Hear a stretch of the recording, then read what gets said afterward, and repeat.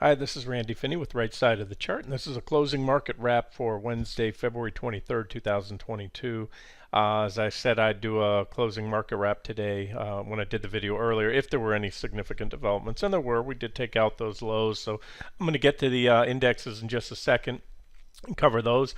And just wanted to say that I do my best to catch up on questions that are posted under the homepage post in the comments section, and I'm just going to go over a couple of those real quick because there's probably value added for everyone. So, I don't always get to them right away. Sometimes quickly, sometimes it takes me a few days, sometimes I miss them altogether. And if that's the case, and you're waiting on something, just post it under one of the newer posts, and I'll try to get to that. So here's a question: Tesla levels, please. Tesla, my response: Tesla daily and weekly charts below, along with the previous daily chart I posted back on February 2nd. So back then, let's start with that one. Posted this chart here. It says, and again, you can reference this on the site if you want to see this chart in full size. Just go into the come into the site, click on the chart, it'll expand. If you have a scroll wheel on your mouse, you can do what I'm doing. I'm rolling it while holding the control key down. You can do that with any browser. Hold control down and scroll, and it'll zoom the browser so you can expand images, text, whatever you want. Anywho, that's so it says breakdown and backtest of the uptrend line following the recent divergent high puts Tesla on a sell signal. So I put on as a short right there about 935. I believe it might have hit that trend line in pre-market, but we were close enough. And so I said, now on watch for an impulsive rejection off the trend line, followed by a solid break below the 770 support, which is this lower line. And again, that was what was that down here, February 2nd. So the updated chart today. There it is. Here, let me go to live charts. This is the one I posted. I did it right before the close, right after the close. I'm sorry, and that was it. So there's February 2nd was right here. Right there, we reversed. There was that minor downtrend line. So we nailed the highs. That was it. If you can see this candle right here, it turned red after I posted that. And we went a hair higher. I mean, barely on these, but never closed even. So that's where we put it on as a short. You can see a few attempts, never really got, at least never closed over that level, barely popped it. And that was good for so far, if you shorted it there, you're good for 19%. So, and more importantly, this is showing after hours. We may have bled down a little bit more. Let me just make sure I turn that off. No, that's not what I wanted. Chart properties, pre-post data, turn it off. Yeah, that's close. Yeah, no, we're about there anyway. So, yeah, that's about where we closed. You could see we went down a little bit more, but that's it. I said 770 to be safe. The line was a 771.76, but you can see a couple reactions there. So again, I'm still going to say 770. Look, it jives with what I'm about to cover on the indexes. It's almost, these charts are identical, and this is not mere coincidence, and this is also going to lead into another question or a comment that I replied to. You have on Tesla what I call potential positive divergence. You can see here, if you really zoom in, you can see the PPO here, and you can use a MACD if your charting program doesn't have a PPO. They're very similar, close cousins. And as of now, it's holding on to that divergence by the skin of its teeth. And it's daily divergence, so that, positive divergence on the daily time frame is usually trend trading stuff, where you get in and you're talking months of gains.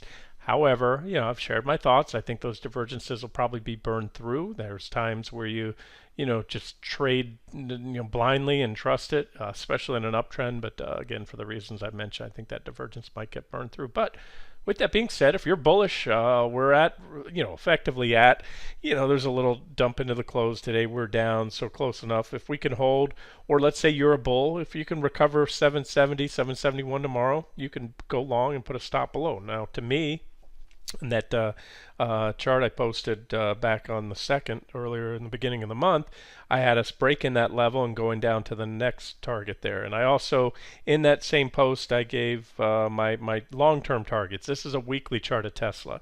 I know everyone loves it. It's a crowd favorite. If you're a Tesla fan, they're just like Apple fans or diehard. And I get it, whatever. They make a good electric car, good car. I don't have one, but I know of them, and people are happy with them.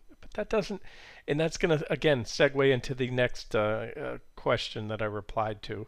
regarding the market leaders. It doesn't matter.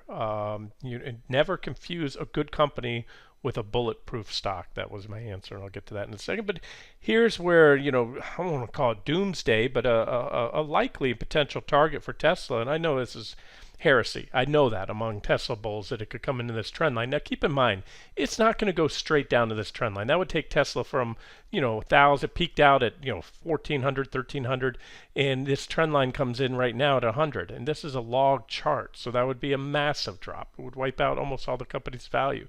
But it is just a significant trend line, and when you get these bull market uptrend lines, Tesla doesn't have that much price history. It only came public back in 2010, but it's a potential target. Now, near term, if I were to short this individually, I have no position in Tesla. I'm just pressing the NQs pretty hard right now and the RTY, the small caps, because I'm benefiting from that. They're all intertwined, all these fangs. Again, I'm going to get to that in a second. So if Tesla goes down, but I see, the arrows I have, Tesla going to this 568, and that's why I had it color-coded blue. It's a key support. I think I even had it color-coded blue back there. It's a big level that needs to get broken to open the door for more selling. So there's my targets. And again, you can open that chart up there and see these are swing targets. Where we go to now, look, let's not get ahead of ourselves. Let's just say if my next target is hit, which we're cracking that today, and again, that's the point of this video. We're starting to crack those recent lows, and it's not mere coincidence that just today Tesla took out that same level that I was talking. There's their previous low right there, and took it out along with the broad market. So unless this proves to be a whipsaw signal, and I'm talking about the break of the lows from what was it, last month, then that's what's going to happen, and I think it'll be a pretty swift ride in Tesla. So if you shorted the break of 770, that was, technically we're below it now, 760. My next target is 26, almost 27% down there, about 568. So you already made, what was that, whatever I just told you, 18% or whatever, if you took that short earlier in the month, and you could actually then, if you, continue to hold. And I don't see why not right now. Again, normally I might be covering my shorts, reversing the longs, as we hit support, but I'm not.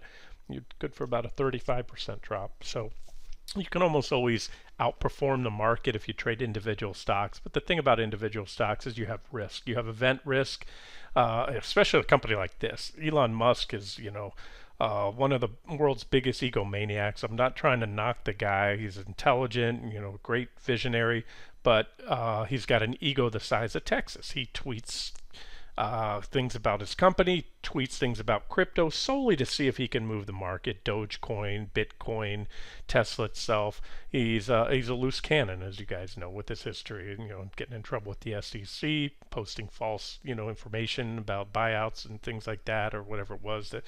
To try to see what he could do with the stock, long and short. Anywho, let's get off that. So my point to you is this, that when you trade Tesla, you've got earnings to navigate. You've got a CEO that's a loose cannon that can fire off a tweet at any minute. It reminds me of our former president.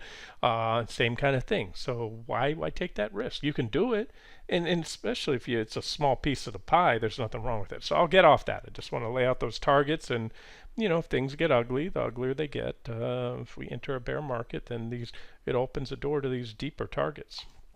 Alrighty, let's go to the next. Okay, next question. I'll zoom in. What is our best short? Tesla, Apple, Amazon. Oh, I just answered that. All yet to collapse. In other words, I took that as, hey, these market leaders haven't really collapsed, but they've certainly come down quite a bit off the top. What could people cut out? Netflix and Facebook were obvious, not so much the others. And so here's my reply.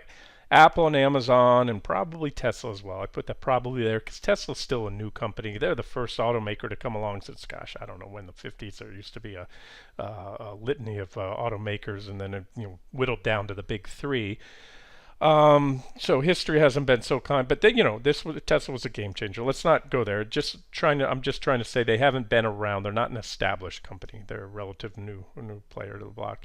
These guys, are here to stay. That's what I said, at least for the foreseeable future. Apple and Amazon.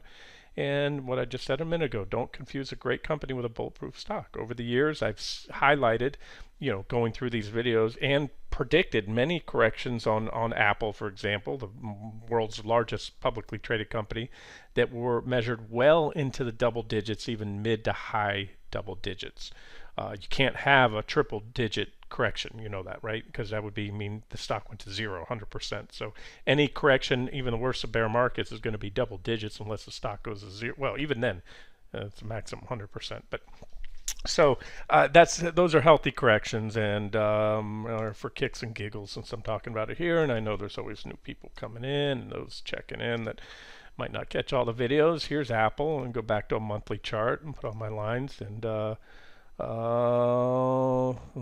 everything got shuffled around. Oh, there it is. There's the board. Okay, so here's just a quick glimpse. This is an Apple. It came public back in the 80s there, right? Early to mid 80s. And here's your we'll just call them corrections, call them bear markets, call it whatever you want. 59% drop. These are all measured off the highs, and there's also other indicators that went along with this that help to oversold conditions, other things that I have circled and help to indicate that these were coming. I'm just going to read them out to you. 59%, 70, 74, 83, 42, 62, 45. Back here at the time I said only a 32% drop with a question mark because I had more downside on my targets. So finally, before all said and done, it was a 34% drop. 39.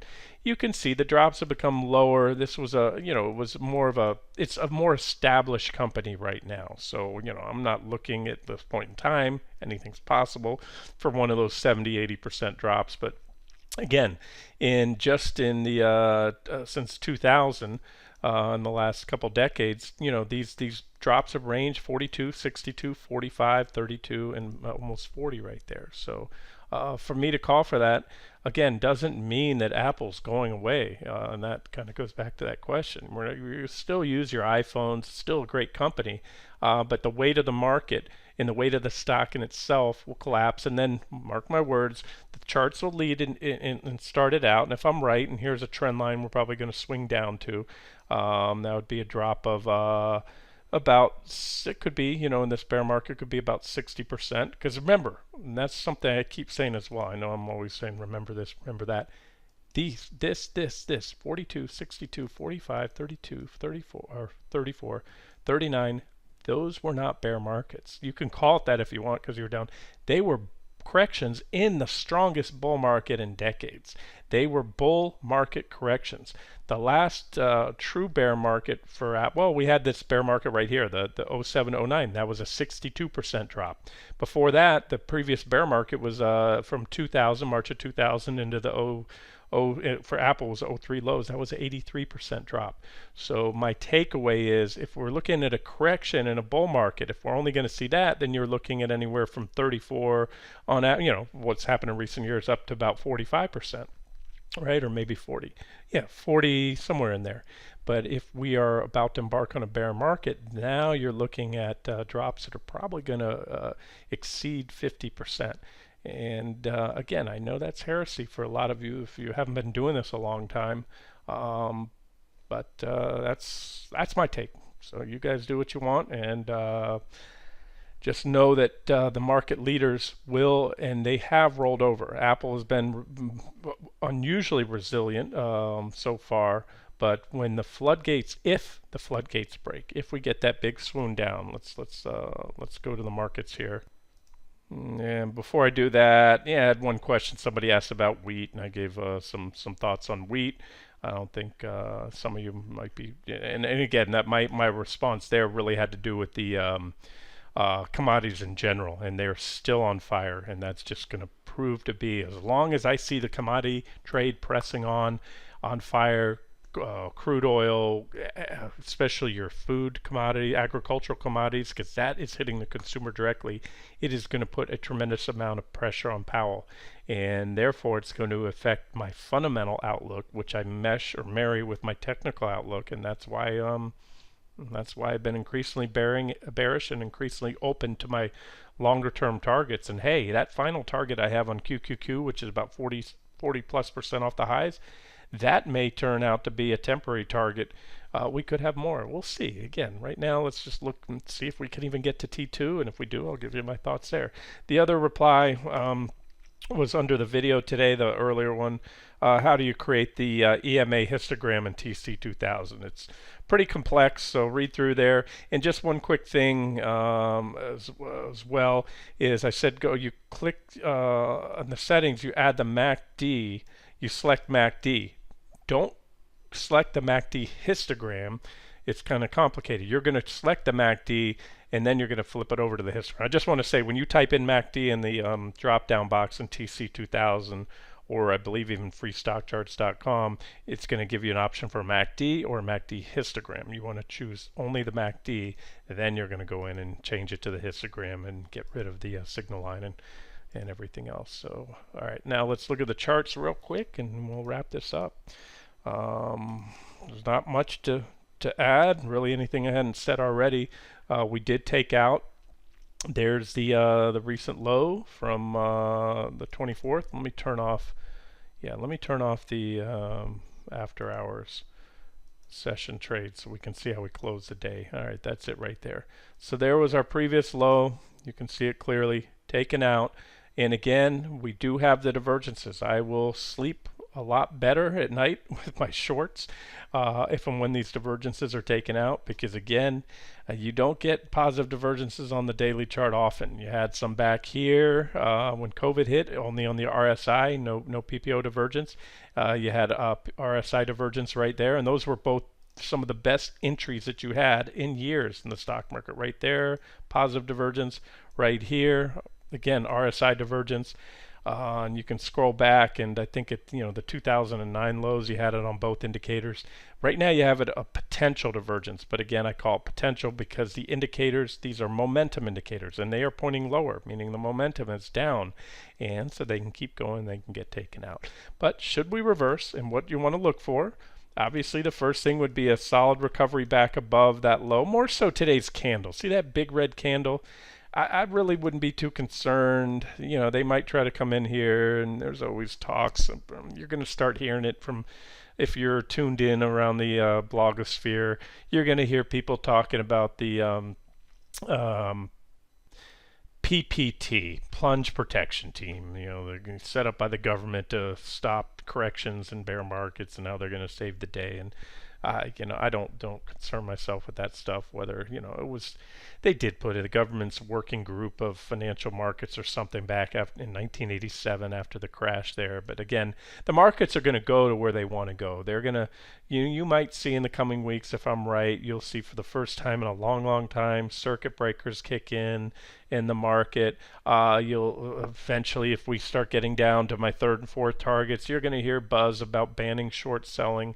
I've been doing this long enough, and this is what happens during these things. And but the bottom line is the government, all their efforts, they can only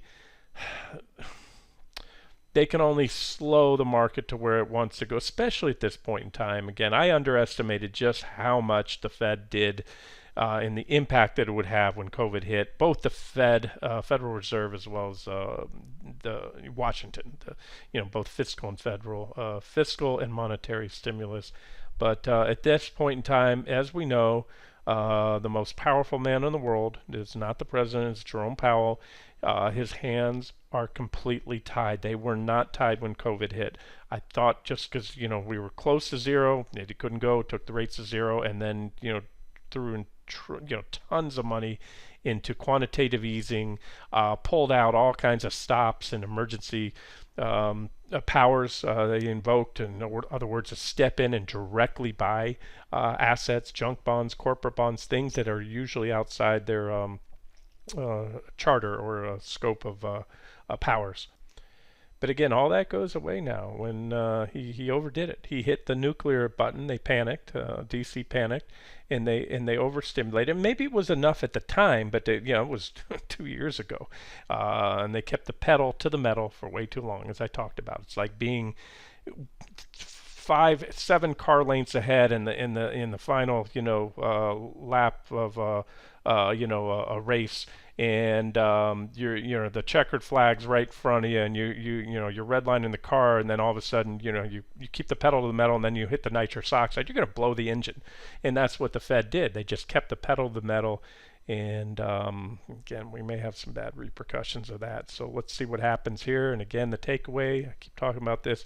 If I'm right, and so far it's looking good, if I'm right and we get here, the narrative is going to change. The narrative that you're going to hear on TV and in the papers, you're going to hear, right now, economy is still strong, job growth, everyone's coming back online, COVID's getting better.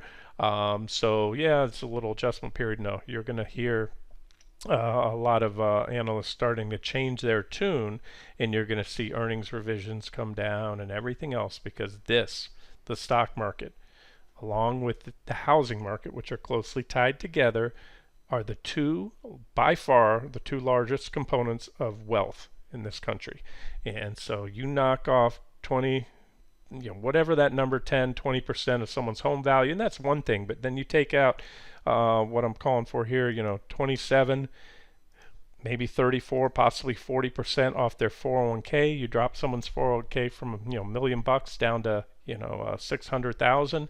Yeah, their spending habits are going to change, and that has a big impact because consumer confidence or consumer spending is over 2/3 of GDP, and so that's it. So it's all interrelated, and And the thing is, again, my predictions are probably a lot different from most. I know they are most economists because, yeah, I think if it happens, it's probably going to happen fast.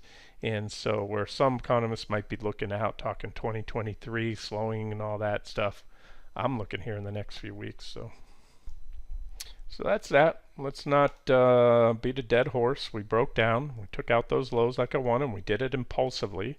And especially, I like the fact that we bounced yesterday, defended them successfully, and today, and even had a pretty nice bounce off and then they faded that and then some.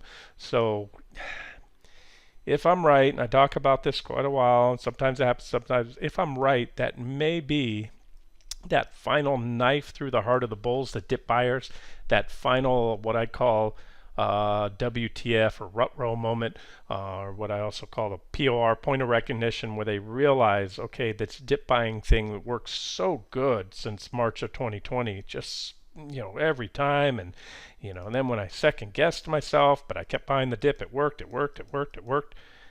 When you hit that point of recognition, it's what I define as the collective masses, that whole pool of dip buyers, generally speaking, when they realize that things are different at this time and that strategy has stopped working, and that's where you can get that kind of capitulation moment where they throw away, those that have been buying the dip down to this point, maybe even into yesterday, say, you know what, I'm out.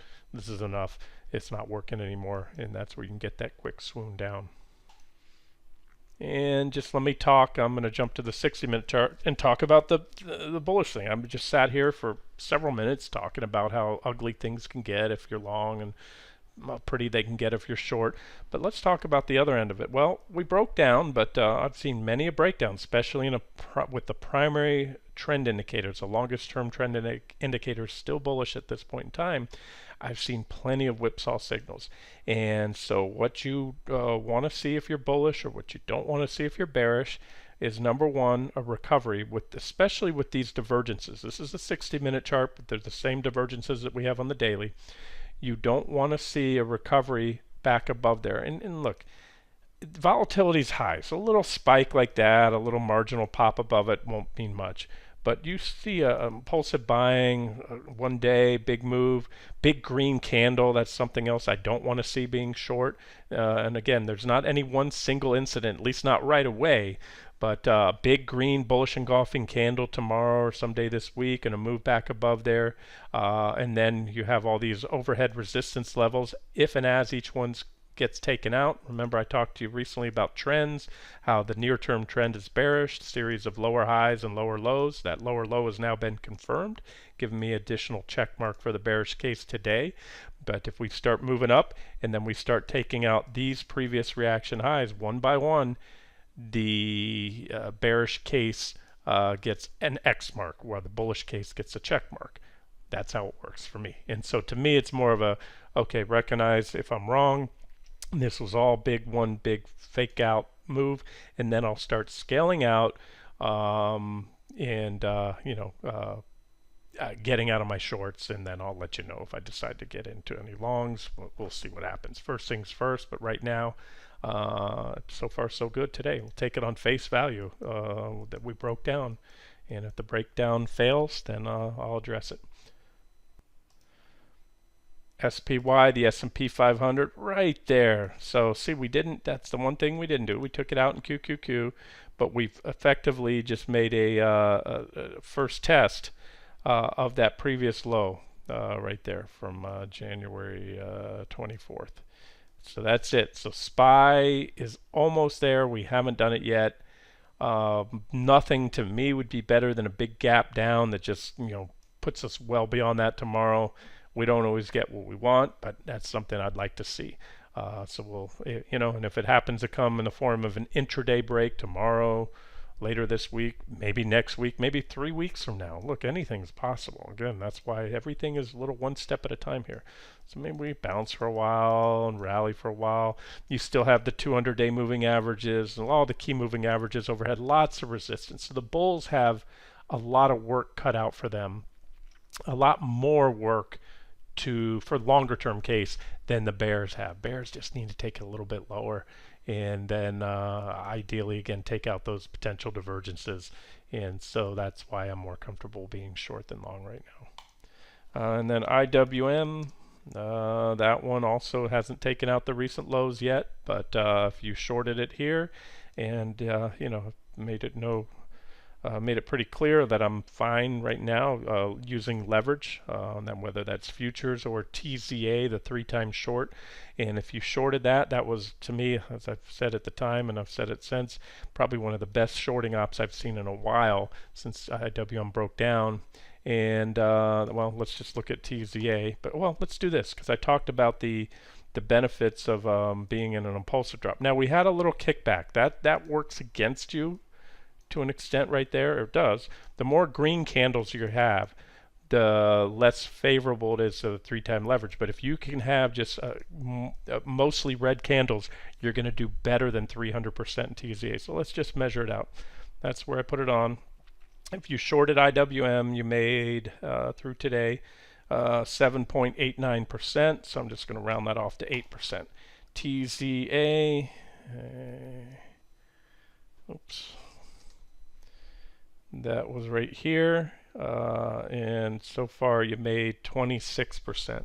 So as you can see, better, 8 times 4 would be 24%. So already ahead. And again, this is where it'll really shine if we can break down and have one of these quick swoons up. Then again, if that happens, and it's mostly green closes for TZA, which means red closes for IWM, then you would expect to do better than 300% whatever the index does on the downside. All right, that's it. So not much else to say. To recap it, Qs took out the recent lows, the NASDAQ 100. SPY closed right about on it. So where we go tomorrow could be telling. IWM has a little bit more work to do, but so far so good on the rejection off the back test. And I continue to like what I see. All right, we'll wrap it up here and pick it up tomorrow. This has been Randy Finney with Right Side of the Chart. Have a great day.